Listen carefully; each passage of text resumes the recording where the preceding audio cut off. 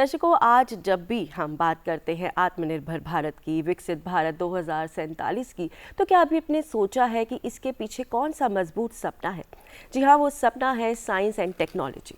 बिल्कुल, नई खोजें, इनोवेशन और रिसर्च के जरिए भारत लगातार आगे बढ़ रहा है और भविष्य की नई संभावनाएं बना रहा है। बिल्कुल, और इसी दिशा को तय करता है साइंस एंड टेक्नोलॉजी का रोड मैप, जो कि हमारे भारत को विकसित और आत्मनिर्भर बनाने के लिए काम कर रहा है। और आज इसी विषय पर चर्चा करने के लिए हमारे साथ स्टूडियो में हैं एक बेहद ही खास मेहमान। हमारे साथ हैं प्रोफेसर अजय कुमार सूद जी। आप वर्तमान में principal scientific adviser to the government of India हैं। आपका बहुत बहुत स्वागत है सर डीडी मॉर्निंग शो में। नमस्कार सर, स्वागत है आपका। और सबसे पहले हम जानना चाहेंगे कि साइंस और टेक्नोलॉजी की बात कर रहे हैं हम, तो हमारे देश के प्रधानमंत्री नरेंद्र मोदी जी, इनके आत्मनिर्भर भारत और विकसित भारत @2047 का विजन क्या है?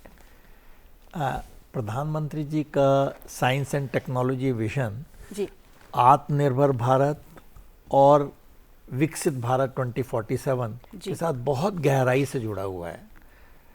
ये मानना है कि साइंस एंड टेक्नोलॉजी राष्ट्र के विकास का एक प्रमुख इंजन है। जी, हमारा उद्देश्य ये है कि हम साइंस एंड टेक्नोलॉजी के द्वारा कैसे आगे बढ़ें और कैसे हम आत्मनिर्भर बने। इसके साथ साथ हम ग्लोबल स्टेज पे लीडरशिप कैसे लें साइंस एंड टेक्नोलॉजी। जी, तो अगर आप देखिए प्रधानमंत्री जी का हर भाषण जो लाल किले से दिया जाता है हर साल जी, उसमें साइंस एंड टेक्नोलॉजी बहुत प्रमुख रूप से आते हैं। बिल्कुल, हर भाषण में। और इसीलिए उन्होंने कुछ साल पहले जय किसान, जय विज्ञान, जय और उसके साथ जय अनुसंधान भी जोड़ दिया। जी, जी, तो अनुसंधान का महत्व इससे सिद्ध हो जाता है कि ये एक हमारा इंटीग्रल पार्ट है हमारी लाइफ का। तो उनका विजन ये है कि जब हम 2047 तक विकसित भारत की तरफ पूरे आ जाएंगे, तो हम कैसे इससे हर क्षेत्र में आगे बढ़ें, चाहे वो सुरक्षा का क्षेत्र हो, बायोटेक्नोलॉजी हो, क्वांटम टेक्नोलॉजीज हो, एआई हो, सेमीकंडक्टर्स हो, जैसे अभी बताया आपने कुछ मिनट पहले। इन सब में एसएनटी का बहुत बड़ा रोल रहेगा। बिल्कुल ठीक कहा सर आपने। और अगर हम बात करते हैं पिछले 10 सालों की, तो उसमें आप देख सकते हैं कि भारत ने जो छलांग लगाई है साइंस एंड टेक्नोलॉजी के क्षेत्र में, उस पर आप क्या कहना चाहेंगे? देखिए, इसमें तो बहुत ज़्यादा तरक्की हुई है। जी, तो इसका सबसे आसान तरीका आंसर करने का ये है कि हम देखें कि इसमें क्या क्या हुआ। जी, बिल्कुल। अगर आप देखेंगे कि हमारा digital DPI, digital public infrastructure, जो सारे विश्व के लिए एक उदाहरण है, ये इसने बहुत ही ज़्यादा, जैसे कहते हैं 2014 से तो बिल्कुल नाम मात्र के लिए था, अब जहाँ पहुँचा है, आप देखिए कि जो हमारी यूपीआई यूनिफाइड पेमेंट है जी, वो बहुत ज़्यादा हो गई हैं, करोड़ों में है। बिल्कुल। और अगर आप ट्रांजैक्शंस देखें तो इसको अरबों में मानते हैं, जैसे पिछले महीने हुआ। और आधार देखिए कितने, ऑलमोस्ट हमारे सभी लोग इसके आधार से जुड़े हुए हैं। और जो डेली ट्रांजैक्शंस हैं वो भी करोड़ों में हैं। बिल्कुल, डिजिटल पब्लिक इंफ्रास्ट्रक्चर एक हुआ। दूसरा आप लीजिए बायोटेक्नोलॉजी, उसमें हमने कहाँ से कहाँ पहुँच गए। उससे हमारी वैक्सीन, कोविड में हम सब जानते हैं कि कैसे दुर्भाग्यपूर्ण वातावरण था, तो उसमें जो वैक्सीन का डेवलपमेंट हुआ रिकॉर्ड टाइम में, 9 मंथ्स में भारत ने 2 वैक्सीन को बनाया। जी, और हमारे लिए नहीं, वैक्सीन मैत्री के साथ कई कई देशों को भी भेजा। तो ये भी साइंस एंड टेक्नोलॉजी की देन है। तीसरा आप देखिए हमारा स्पेस में आप देखिए कि कितने हमने रॉकेट लॉन्च किए। जो सबसे पब्लिक के सामने आया चंद्रयान 3, जो हम साउथ पोल पे लैंड किए। आदित्य L1 जो हम सूरज के विज्ञान के लिए बढ़ रहे हैं। वो विज्ञान के साथ साथ बहुत बड़ी ज़रूरी चीज़ ये है कि जो हम स्पेस वेदर होता है, जो सोलर फ्लेयर्स के साथ जुड़ा हुआ है, उसको हम कैसे नापें, कैसे प्रेडिक्ट करें। तो इसमें आदित्य L1 का हाथ है जी। और हमारे वेदर सैटेलाइट्स हैं। तो ये कुछ एग्जांपल्स मैं इसीलिए बता रहा हूँ कि आपको पता चले कि कई ऐसे और क्षेत्र हैं जिसमें हमने बहुत ज़्यादा तरक्की की है। बिल्कुल ठीक कहा सर आपने। तो यहाँ पे फिर सर एक सवाल हम आज के वक्त को लेकर बात करेंगे कि अगर हम आज के समय की बात करें तो इनोवेशन और स्टार्टअप संस्कृति की बात करें तो भारत को आत्मनिर्भरता की ओर तेजी से कैसे बढ़ाया है? देखिए, ऐसा है कि हम जब इसको आत्मनिर्भर कहते हैं, हमें ये जानना है कि हम किसी और दूसरे देश पर निर्भर ना रहें जी। उससे क्या होगा कि वो किसी समय भी हमें डिनायल आ सकता है जी। तो इसमें हमें, आप कोई भी क्षेत्र ले लीजिए, जैसे मैंने आपको स्पेस का बताया, उसमें हमें आत्मनिर्भर। अभी एआई देख लीजिए, एआई जो अभी एआई समिट हुई उसमें भारत ने बहुत अच्छा प्रदर्शन भी किया और भारत के बहुत लोग बाहर से भी आए। तो उसमें हमने कैसे इसमें अपने आप को आगे बढ़ाया, क्योंकि ये जो नई टेक्नोलॉजीज़ होती हैं उसमें आपको ये जानना पड़ेगा कि जब तक आपकी अंदर की प्रिपरेशन नहीं होगी देश की, जी। कोई और देश आपकी मदद करने में इतना आगे नहीं आएगा। जी। हमें खुद इसमें आगे बढ़ना है। बिल्कुल। तो अब आप क्वांटम टेक्नोलॉजीज़ देख लीजिए। क्वांटम टेक्नोलॉजी एक उभरती टेक्नोलॉजी है जो अभी ये लगता है कि शायद हमारे लिए अभी तो बहुत जल्दी है। ऐसा नहीं है, क्योंकि क्वांटम कंप्यूटर से हम जो जितनी भी एनक्रिप्टेड मैसेजेस हैं उसको तोड़ सकते हैं। राइट। अब देखिए कि सब कुछ अनसेफ हो जाएगा, तो उसके लिए हम देश कैसे तैयार करें। राइट। तो ये एक बहुत बड़ी चीज़ है। तो ऐसे कई उदाहरण हैं जो मैं आपको दे सकता हूँ जिससे आपको लगेगा कि विज्ञान और तकनीकी और नवाचार तीनों चीज़ें जुड़ी हुई हैं। इसके बिना हम अपने आप को विकसित भारत नहीं बना सकते, और यही हमारे प्रधानमंत्री जी का हमेशा संदेश है। विजन है। अगर हम बात करें साइंस एंड टेक्नोलॉजी की, आज हम इसमें यहाँ पर बात कर रहे हैं, और अभी आपने कुछ वक्त पहले स्पेस साइंस की बात की, हमने चंद्रयान की बात की, गगनयान की बात की, आदित्य L1 का जिक्र किया। तो ये जो सारे मिशंस को हम देखते हैं, कैसे जो भारत की ग्लोबल पिक्चर है उसे बदलते हैं? बहुत ज़्यादा। पहले ऐसा होता था कि हम टेक्नोलॉजी यूज़र थे, अब हम टेक्नोलॉजी डेवलपर बन गए हैं। तो इसमें बहुत फ़र्क होता है, क्योंकि जब आप यूज़र हैं तो जो बाहर के देश हैं वो आपको लेटेस्ट टेक्नोलॉजी नहीं देंगे, वो N-1 देंगे। जी। उससे क्या होगा कि वो आप हमेशा उन पर निर्भर रहेंगे। करेक्ट। तो ये देश की गुलामी है, अगर आप चाहें तकनीकी गुलामी कह सकते हैं, बिल्कुल, ना कि एक्चुअल गुलामी। ये बहुत हमारे बीच में आ सकती है आत्मनिर्भर के लिए। तो इससे क्या होता है कि जब हम खुद ही एक अपने आप में सशक्त हैं, तो जब हम दूसरे देशों से बात करते हैं तो पॉइंट ऑफ स्ट्रेंथ से बात करते हैं, ना कि रिसीविंग। तो ये एक क्या कहते हैं मेंटल स्ट्रेंथ के लिए भी बहुत ज़रूरी है। और हमारी जो प्रेस्टीज है, जो हमारा अभी विश्व में पहुंच बनी है प्रधानमंत्री जी के नेतृत्व में, उसमें आप देखिए कि अभी भारत समान रूप से टेबल पे है। ये नहीं कि भाई किसी ने जैसे कहा कि अगर आपको टेबल पे होना है, टेबल के मेन्यू पर नहीं होना। राइट, बिल्कुल। You should not be serve, you should be serving. बहुत ठीक बात कही आपने। तो ये आपका बहुत जरूरी है कि आप टेबल पे रहें। और उससे क्या होगा, एक बहुत बड़ी जरूरी चीज़ है जो लोगों को इतनी दिखती नहीं है, जब आप तकनीकी उसमें जा रहे हैं तो जो स्टैंडर्ड्स हैं, रेगुलेशंस हैं, वो आप उसमें भागीदारी कर सकते हैं। अगर आप स्टैंडर्ड में नहीं करेंगे तो आपको बहुत ज़्यादा नुकसान होगा, क्योंकि बाकी देश अपने स्टैंडर्ड अपने हिसाब से बनाएंगे। करेक्ट। आप देख लिए 4G, 5G, 6G जो टेक्नोलॉजीज हैं, उसमें भारत ने स्टैंडर्ड्स बनाने में बहुत भूमिका निभाई है। बिल्कुल ठीक कहा आपने। बिल्कुल, टेक्नोलॉजी की आपने इतनी सारी बातें बता दी, तो यहाँ पे हम डिजिटल इंडिया की बात करेंगे कि इसने आम नागरिक के जीवन में क्या ठोस परिवर्तन किए हैं। ओ बहुत ज़्यादा। अब आप देखिए, अब कभी बाजार में जाते हैं, मैं तो कभी अपना पर्स भी नहीं ले जाता, एक मोबाइल से सारा आप कर सकते हैं। This is what called the jam Trinity. तो आपने मोबाइल, डेटा और बैंकिंग सबको मिला के कर दिया।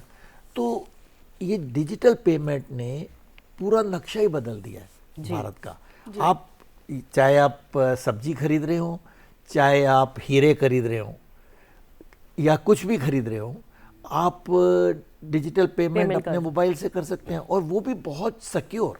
जी जी। सबसे ज़रूरी है कि जब आप ये ट्रांजैक्शन करते हैं, आपको ये ना रहे कि ओहो बीच में क्या होगा। Correct, right. तो ये बहुत बड़ी चीज़ है, और उससे आपकी प्राइवेसी भी मेंटेन है। जी। तो ये जो हमने यूपीआई बनाया, ये बहुत ही एक विश्व में उदाहरण है।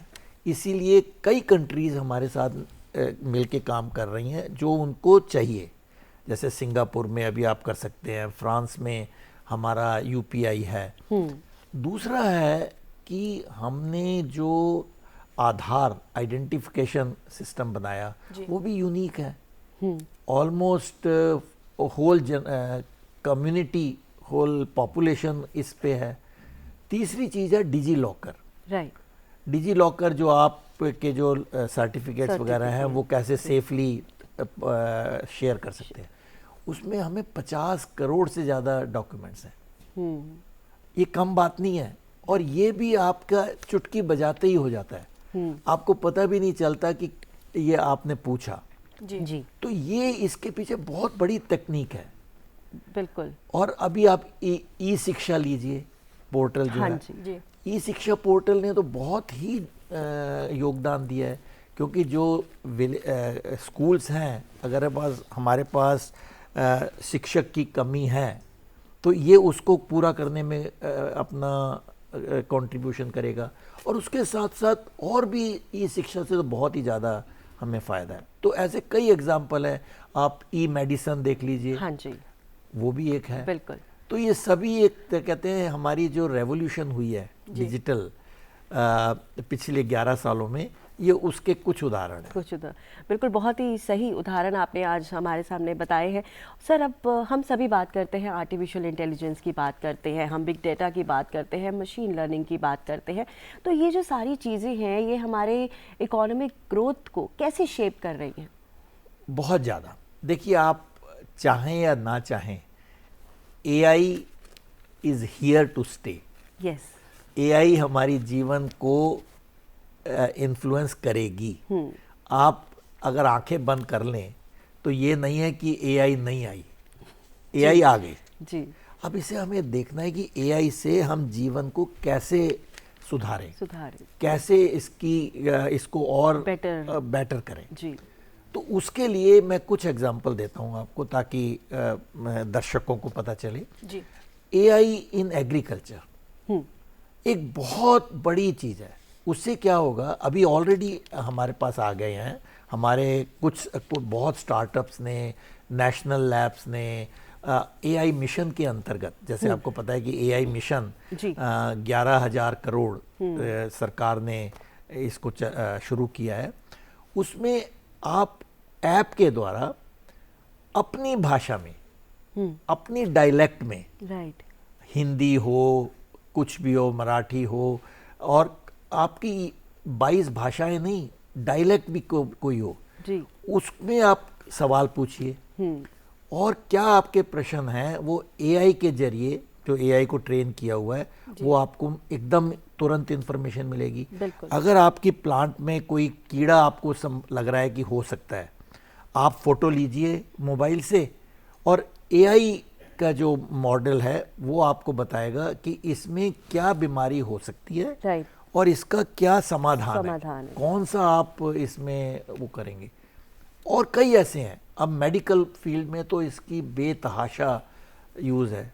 अब जैसे आप डॉक्टर के पास जाते हैं तो अपना कैट स्कैन करते हैं या कुछ और भी करते हैं, उसको एनालाइज डॉक्टर करेगा, पर उससे पहले आपको एआई टूल से कुछ हो जाएगा। जी बिल्कुल। तो एक सवाल यहाँ ये भी बनता है कि हम भारत की बात कर रहे हैं, डेवलपमेंट की बात कर रहे हैं, तो सेमीकंडक्टर और अगर चिप के क्षेत्र में जो हालिया अगर हम देखें जो भी प्रगति हुई है, तो वो आत्मनिर्भर भारत के लिए आप किस तरीके से देखते हैं, उसको कितना निर्णायक मानते हैं?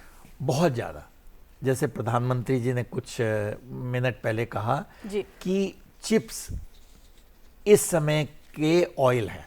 जी कोई भी अगर आप टेक्नोलॉजी ले लीजिए आजकल, कोई भी जी वो माइक्रो चिप्स के बिना नहीं हो सकती। एआई भी सारी चिप्स पे ही है जी।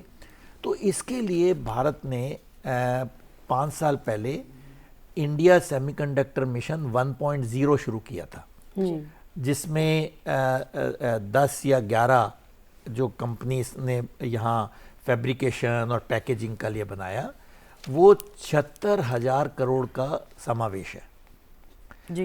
ISM 2.0 जो अभी शुरू हुआ है कुछ दिन पहले जी, वो इसको और आगे ले जाएगा। बिल्कुल। तो इसमें जो हम AI की हम बात करते हैं, हम AI में नेशनल सॉवरेंटी कैसे लाएं? बिल्कुल जी।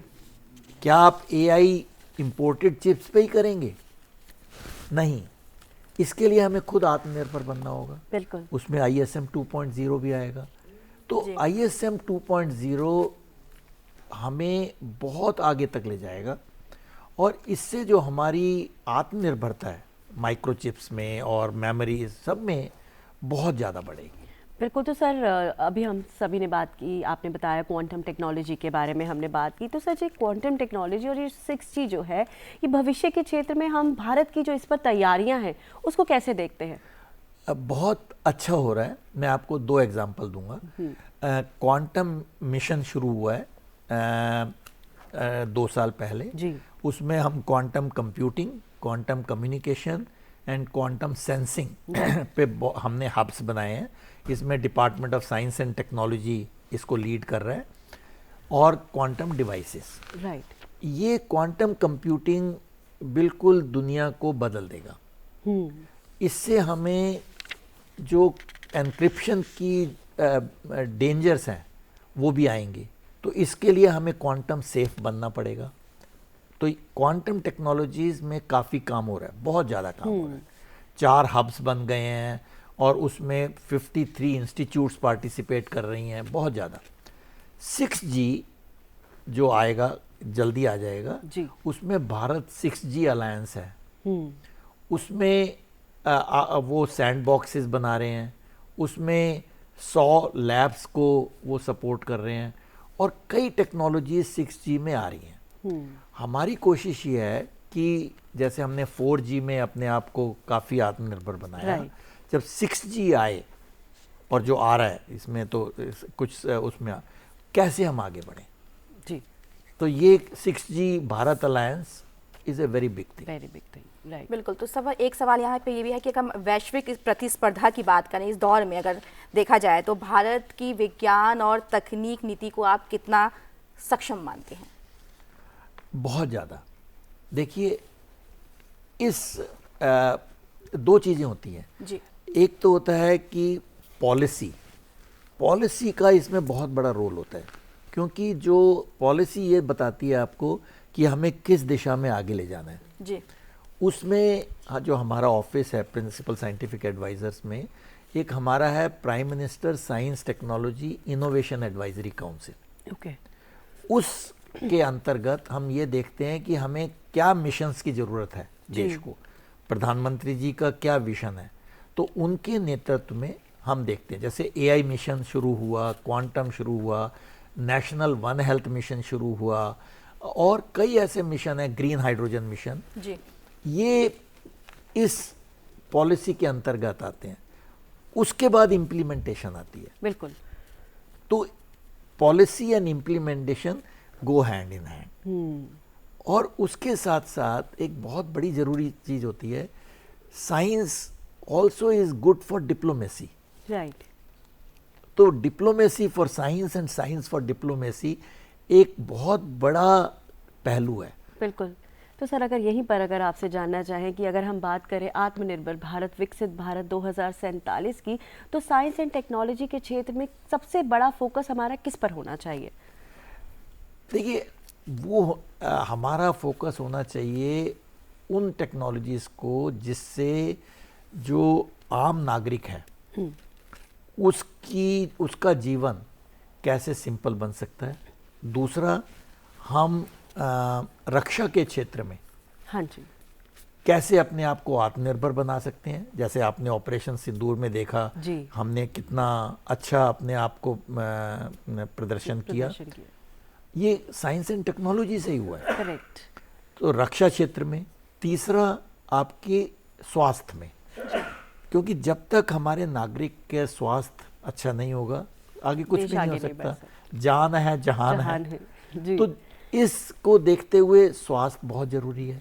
चौथा, हमारी कृषि क्षेत्र में बहुत बड़ी देन है जी विज्ञान की, क्योंकि अगर हमने जैसे हम अभी तो कोई हम तो अब एक्सपोर्ट कर रहे हैं, अभी वो तो इंपोर्ट वाली तो सालों पहले खत्म हो गई, वो कैसे होगा।